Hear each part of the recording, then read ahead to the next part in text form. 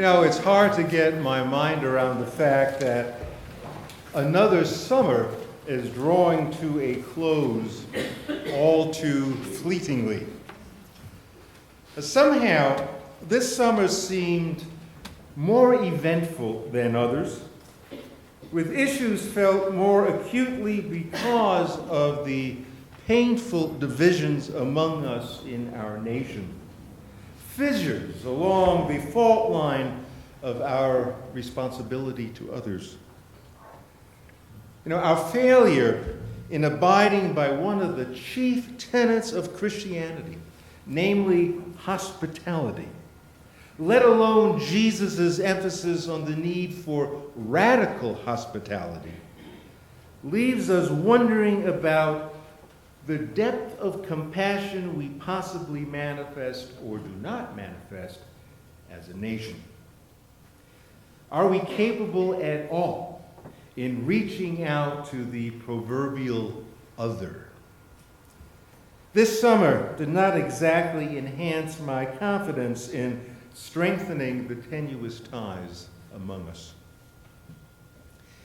This may be one of the reasons that I chose the reading this morning on Hold Fast, a biological reality which keeps algae and simple plants miraculously attached to the ocean floor despite the tides and swirls of the sea. Hold Fast is a glue whose composition we haven't quite figured out yet. But it also serves as a perfect metaphor for how we in the human community need to stay connected despite the storms that threaten to pull us apart and detach us from all that is so meaningful. The summer of 2014. It's almost hard to believe that the World Cup took place just this summer, because it seems so long ago. Team USA did better than expected, due largely to the goalkeeper, Tim Howard, and his impressive entry into the pantheon of American heroes. One image from the World Cup that will remain with me for some time was the banner that was held by many American fans as the team was playing out on the field. And I wonder if you remember this particular banner as well, because it practically made me cry. It said, "One nation, one team." It felt more like a prayer than a reality. In beating the USA, Germany must surely have felt some revenge for the NSA's outrageous eavesdropping on the cell phone conversations of Angela Merkel. I bet it really fired up the German team, hoping to exact some retaliation for America's foolishness. But it makes me wonder, what kind of grudge did Germany hold against the Brazilians? Wow, what was their sin? Now, for those with short attention spans, the World Cup is mostly forgotten. And it's on now to other sporting events, like this summer's professional mini golf championship. I don't know how many of you saw that. I thought it was just unbelievable. Although it doesn't quite have the global focus as the World Cup does, yet, it's still a highly competitive sport, and it's referred to as a sport, with lucrative outcomes for those who emerge victoriously. And this year, in case it's just somehow it just kind of slipped by your awareness, this summer will prove especially exciting as the typical middle-aged and paunchy male players are challenged by a 19-year-old woman from the Czech Republic, Olivia Prokopova.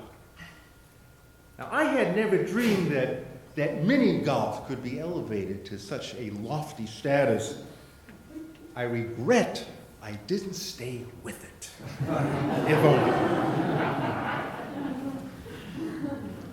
Closer to the sporting scene at home this summer felt the impassioned debates among the University of Utah alumni and the current student body as they wrestled with the university's iconic fight song in efforts to be more gender inclusive.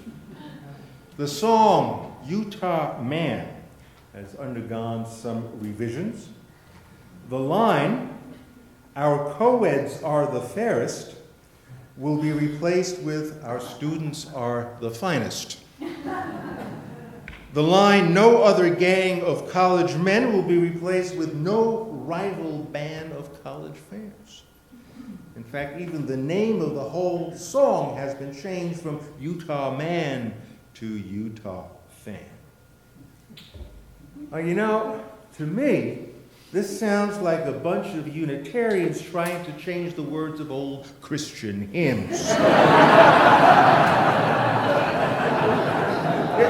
It's a messy process. No one is particularly pleased.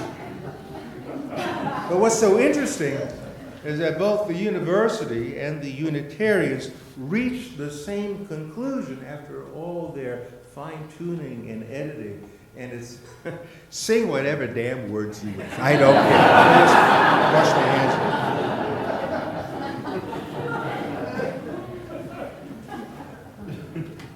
But in addition to Utah's fight song and mini golf,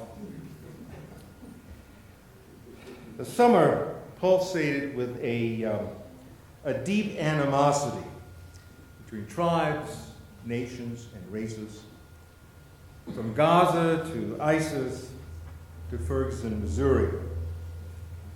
And then the Ebola outbreak in West Africa gave the summer a feel for what the ancients would describe as God sending down the plagues. Everything begins to fall apart. And we find ourselves in the middle of William Butler Yeats's poem, The Second Coming, in which he writes those famous lines, the falcon cannot hear the falconer, things fall apart, the center cannot hold. And when the center cannot hold, a certain fear and terror takes form. A terror known well to all three religions of the book, Judaism, Islam, Christianity. And the funny thing is they all reach similar conclusions as to why everything was falling apart in their respective scriptural stories.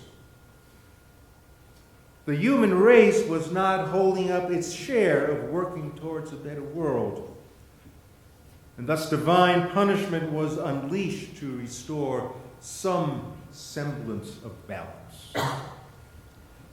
It's like God saying, you fools just don't get it, do you?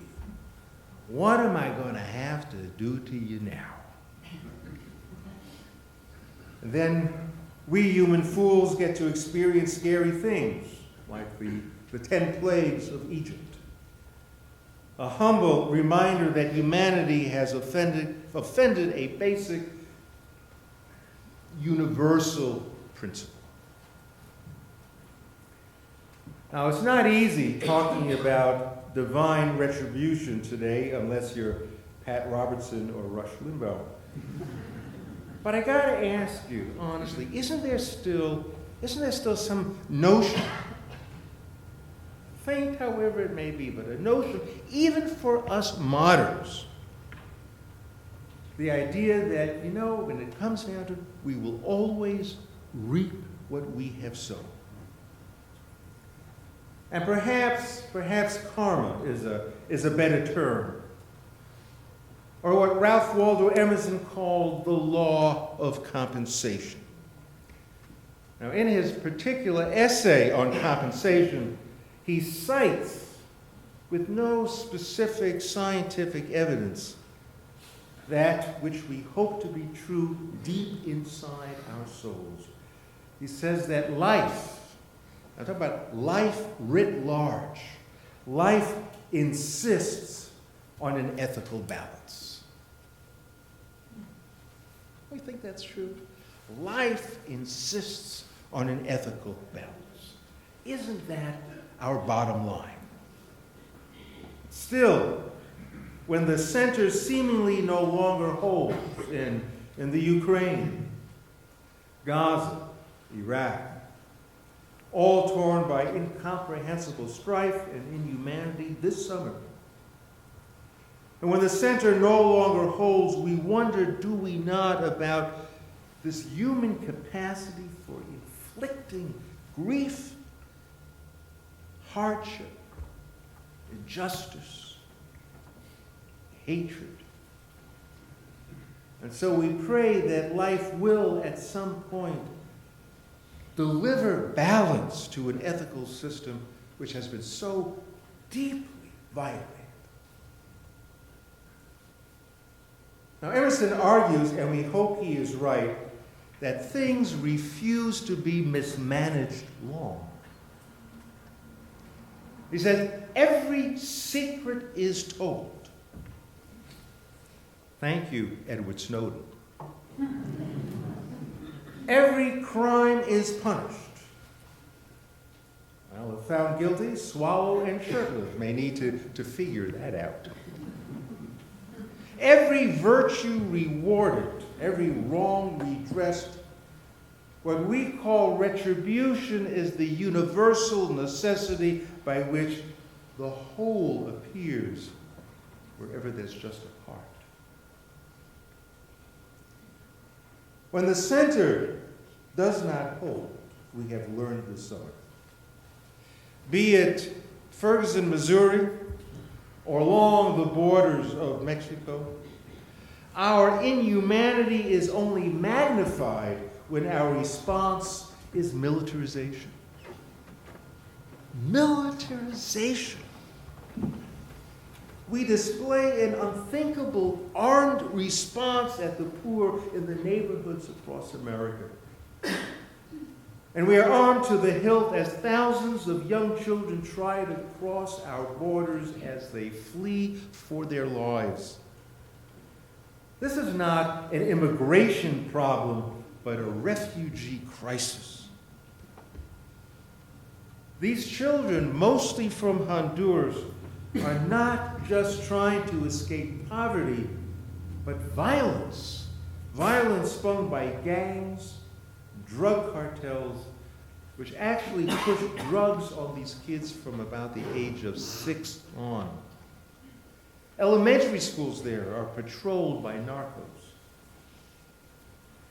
But this summer has unmasked our American soul as we witness firsthand the high-tech militarization, the Pentagon surplus that equipped our troops in Iraq and Afghanistan, now used against the poor in our cities, used against the children from Central America. The militarization of our police has come to mean protecting the privilege in our society. It just exacerbates that divide so much the more. But I am proud that our Salt Lake Police Chief, Chris Burbank, has refused to accept any of the Pentagon equipment for our police force here in town. Chief Burbank must have taken our Unitarian Fairly Free Thinker Award very seriously, which we presented him just a couple of years ago.